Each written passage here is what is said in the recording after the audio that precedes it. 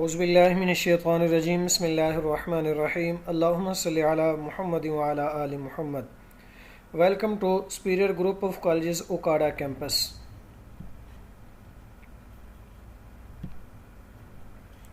Islamic lecture उन्वान। आज का हमारा उन्वान जो है हदीस का तारुफ़ और उसकी इक़साम। मैं मोहम्मद अशफाक रसूल आपसे मुखातिब हूँ, आपका इस्लामिया टीचर। जी स्टूडेंट, आज का हमारा जो टॉपिक है वो हदीस का तारुफ़ और उसकी इक़साम है। हदीस का तारुफ़ यानी हदीस की तारीफ़ क्या है। अरबी ज़ुबान में हदीस बातचीत, गुफ्तगू, नई चीज़, ख़बर और कलाम को कहते हैं, जबकि इस्तिलाह में हदीस रसूलुल्लाह सल्लल्लाहु अलैहि वसल्लम के कौल व फ़ेल को कहा जाता है। नीज़ आप सल्लल्लाहु अलैहि वसल्लम की तकरीर भी इसमें शामिल है। तकरीर से मुराद वो उमूर जो आप सल्लल्लाहु अलैहि वसल्लम के सामने पेश आते लेकिन आप सल्लल्लाहु अलैहि वसल्लम उनको देखकर या सुनकर खामोश रहते। आप सल्लल्लाहु अलैहि वसल्लम की खामोशी उसके जवाज़ का सबूत होती, लिहाजा उन सब के मजमूए का नाम हदीस है। यहाँ पर हम मुख्तसर भी कर सकते हैं कि आप सल्लल्लाहु अलैहि वसल्लम के कौल, फ़ेल और तकरीर को हदीस का जो है वो नाम दिया जाता है।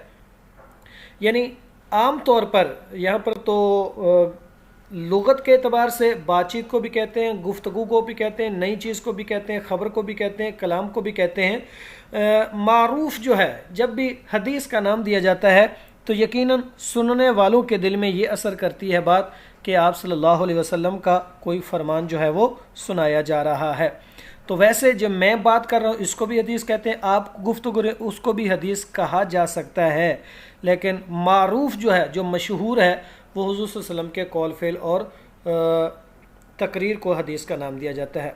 यहाँ पर हदीस का लुग़वी मफ़हूम अरबी ज़बान के अतबार से कोई चीज़ या बयान या बातचीत, चाहे मज़हब से मुतालिक हो या दुनियावी मामलात से मुतालिक हो, हदीस कहलाती है। नई बात, नई चीज़ को भी हदीस कहते हैं। इससे हादसा यानी नई पेश आने वाली बात या हुदूस किसी नई चीज़ का पैदा होना वगैरह के अल्फाज हैं, इसके मुकाबले में भी कदीम आता है। हदीस के इस्तिलाही मफ़हूम इस्लामी इस्लाम में ये लफ्ज़ रसूलुल्लाह सल्लल्लाहु अलैहि वसल्लम की बातचीत, आप सल्लल्लाहु अलैहि वसल्लम के अमाल, अफ़आल या आप सल्लल्लाहु अलैहि वसल्लम की पसंद व नापसंद से मुतल्लिक़ बयान के लिए मखसूस हो गया है। रसूलुल्लाह सल्लल्लाहु अलैहि वसल्लम अपने कलाम के लिए भी इसी लफ्ज़ को पसंद फरमाया ताकि आप सल्लल्लाहु अलैहि वसल्लम का कलाम और दूसरे लोगों के कलाम में फ़र्क हो। यानी इसमें हम हदीस का एक लुग़वी मतलब जानेंगे। गुफ्तगू, नई चीज़, ख़बर, कलाम को हदीस का लुग़वी मतलब इसको कहते हैं। इस्तिलाह में मफ़हूम क्या है, आप सल्लल्लाहु अलैहि वसल्लम के कौल, फ़ेल और तकरीर को हदीस का नाम दिया जाता है। हदीस की इक़साम कितनी है? मुहद्दिसीन के नज़दीक 4 इक़साम यानी हदीस के मुख्तलिफ़ इक़साम हैं, मुख्तलिफ़ कैटेगरी के एतबार से। ये सबसे अव्वल जो हदीस की इक़साम है, मुहद्दिसीन कहते हैं हदीस का इल्म रखने वाले, हदीस को जानने वाले, उनको मुहद्दिसीन का नाम दिया जाता है। तो इनके मुताबिक हदीस की 4 इक़साम है। नंबर 1 कौली हदीस, नंबर 1 फ़ेली हदीस, नंबर 3 तकरीरी हदीस, हदीस कुदसी नंबर 4 पर। यानी नंबर 1 कौली हदीस, आप सल्लल्लाहु अलैहि वसल्लम की कौल, बात को कहते हैं। आप सल्लल्लाहु अलैहि वसल्लम ने जो बात कही हो उसको हदीस का नाम दिया जाता है। फ़ेली हदीस, आप सल्लल्लाहु अलैहि वसल्लम ने जो काम किया हो उसको भी हदीस का नाम दिया जाता है। तकरीरी हदीस, कोई ऐसा अमल सहाबा ने आप सल्लल्लाहु अलैहि वसल्लम के सामने किया हो, उसको हुजूर ने पसंद किया हो, या फिर हुजूर अलैहिस्सलातु वस्सलाम ने उसके ऊपर खामोशी इख्तियार की हो, तो उसको भी हदीस का नाम दिया जाता है। हदीस कुदसी, आपने सुना होगा कि अक्सर अहादीस के अंदर ये भी बयान किया जाता है, अल्लाह रब्बुल आलमीन ने फरमाया। जैसे रोज़ा के मुतल्लिक़ हदीस आती है, हुजूर अलैहिस्सलातु वस्सलाम ने फरमाया रोज़ा मेरे लिए है और मैं ही उसका अजर दूंगा। तो ये हदीस जो है वो कुदसी है, यानी इसमें मज़ीद इसकी वजाहत भी की हुई है। मुहद्दिसीन ने हदीस की इस चौथी किस्म का जिक्र किया जिसमें रसूल अकरम सल्लल्लाहु अलैहि वसल्लम रिवायत करते हैं। उलमा ने लिखा है कि इसमें मफ़हूम अल्लाह की तरफ से इल्क़ा होता है और अल्फाज रसूलुल्लाह सल्लल्लाहु अलैहि वसल्लम के होते हैं। यानी अल्लाह की तरफ से बात डाली जाती है और हुजूर उसको जो है वो बयान करने वाले होते हैं। तो ऐसी हदीस को हदीस कुदसी का नाम दिया जाता है। कुरान की आयत तो नहीं होती, लेकिन हुजूर ने फरमाया होता है, अल्लाह ने फरमाया, तो वो हदीस जो है जिसमें हुजूर ने फरमाया, अल्लाह फरमाता है, तो उसको हदीस कुदसी का जो है वो नाम दिया जाता है। आगे सुन्नत, ख़बर और असर, बाज़ औक़ात ये लफ्ज़ भी हदीस के लिए इस्तेमाल किए जाते हैं। ख़बर आम इस्तेमाल में किसी वाक़े के बयान को कहते हैं। तारीख़ी वाक़यात, कहानी और किस्सों को भी ख़बर का नाम दिया जाता है।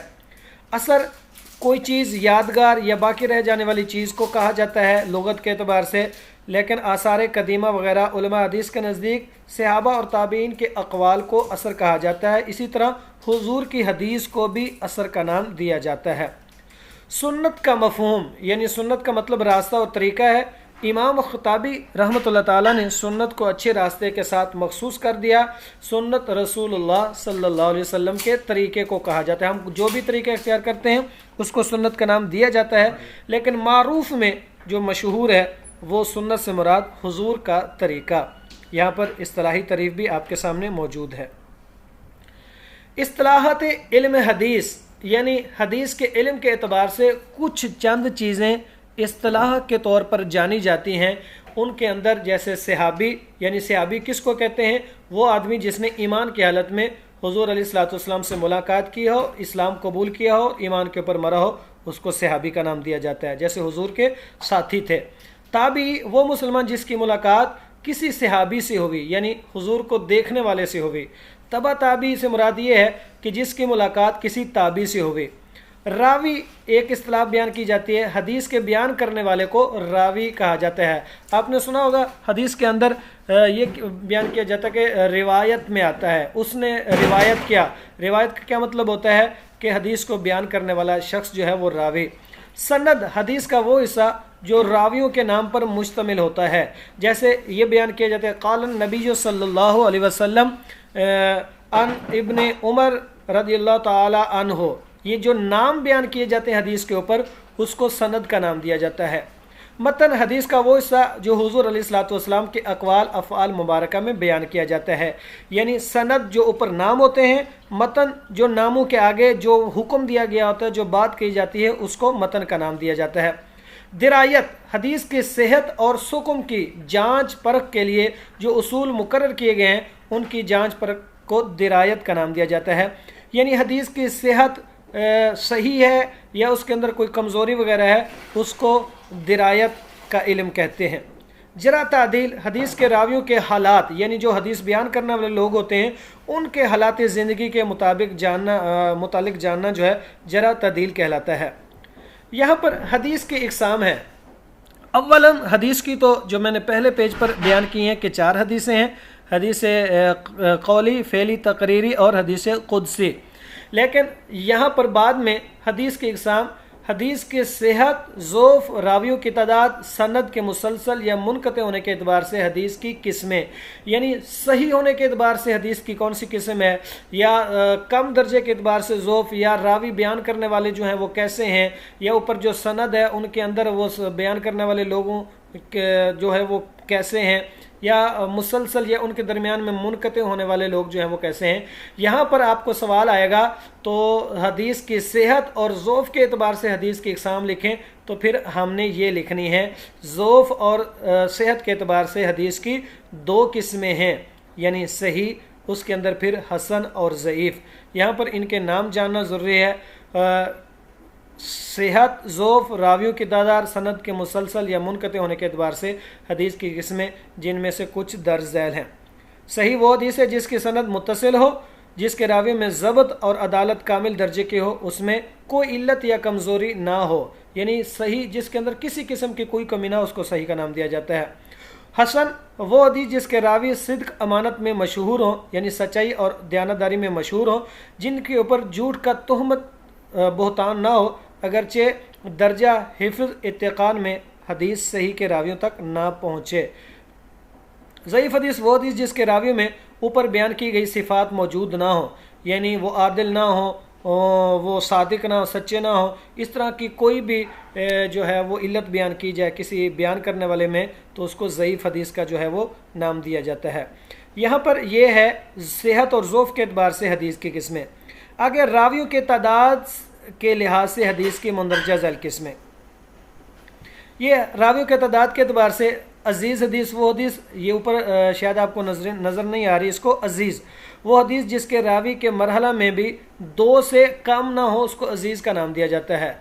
खबर वाहिद इसको गरीब या फ़र्द भी कहते हैं। वो हदीस जिसके रावियों के तादाद किसी में सिर्फ एक रह गई हो तो उसको खबर वाहिद का नाम दिया जाता है।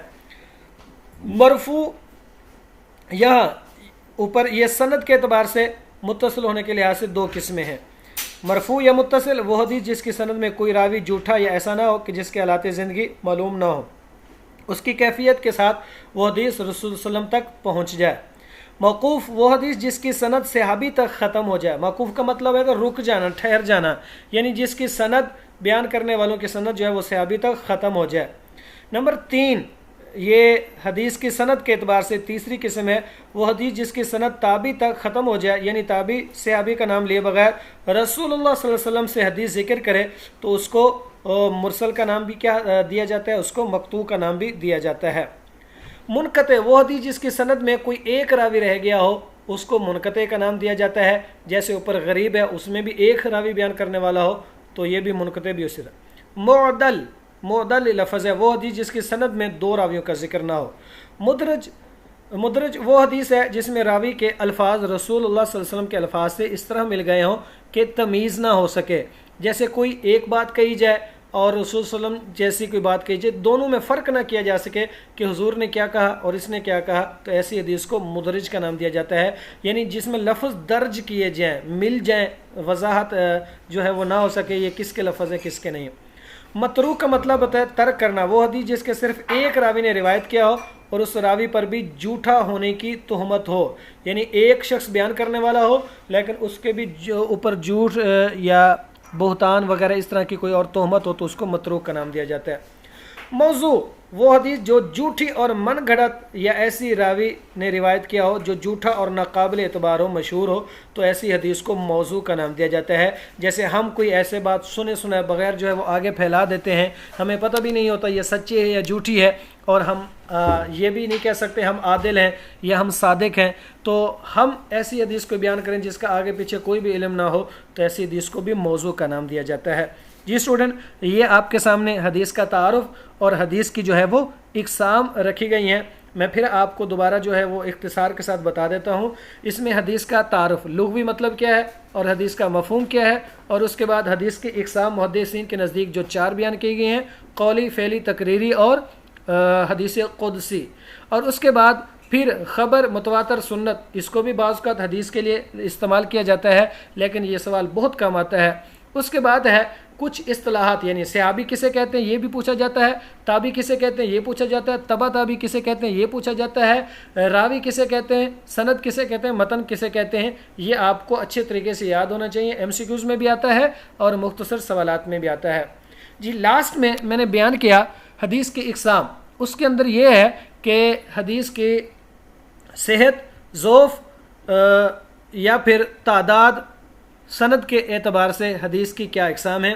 तो यहाँ पर सेहत और ज़ोफ़ के एतबार से ये मैंने बयान किया सही, हसन, ज़ईफ़, और रावियों के तादाद के एतबार से जो है वो अज़ीज़, ख़बर वाहिद ये, और सनद के एतबार से मरफू, मुत्तसिल, मौकूफ़, मुरसल और मुनक़ते, मुअद्दल, मुदरज, मतरूक, मौज़ू।